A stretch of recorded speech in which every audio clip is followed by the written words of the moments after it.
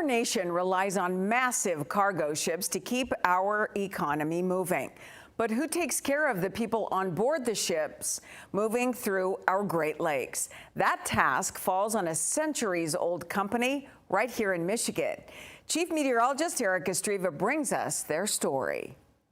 Just underneath the Ambassador Bridge on the Detroit River is a piece of history that's been here for a little over 150 years. This boat, part of the J.W. Westcott Company, makes the lives of so many in the shipping industry just a little bit easier, and they've saved a few lives too.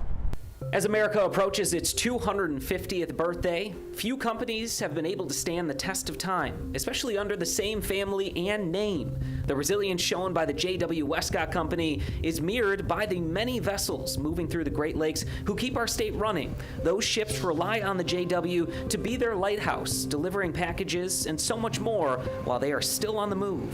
When I deliver a piece of mail or a package out to that boat, I know that someone's getting something that they've waited for. You know, let it be a love letter from home, or, you know, a fresh blanket, you know, fresh clothes.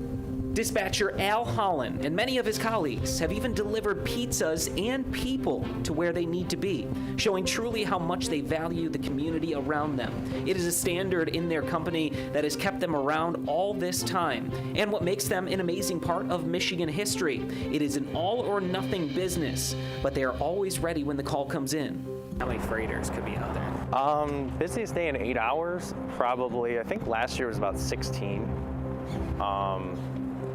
Busiest like 24-hour period. Sometimes you'll get those 16-hour shifts and then there'll be nothing for the next 2 days. On these days where the ships may not be around, Vice President of the J.W. Westcott Company, James Hogan, says this is where you yourself can take in the history and maybe even act like you are part of the team. We do 1-hour river cruises for up to 6 people. You can go usually down to the Gordie Howe Bridge, do a circle and come up, or you can go all the way up to Belle Isle, Anchorage, and come back for the 1 hour. If you visit them or take one of their cruises, you will be able to say you were on the only floating post office in the nation, one with its very own postal code, no less. Just make sure you stay in the boat at all times, because the Detroit River can be extraordinarily dangerous, something that a few people have found out the hard way.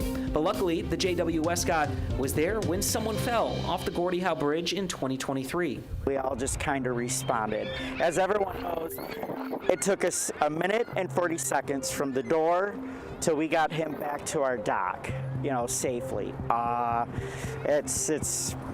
It's making me think about it right now.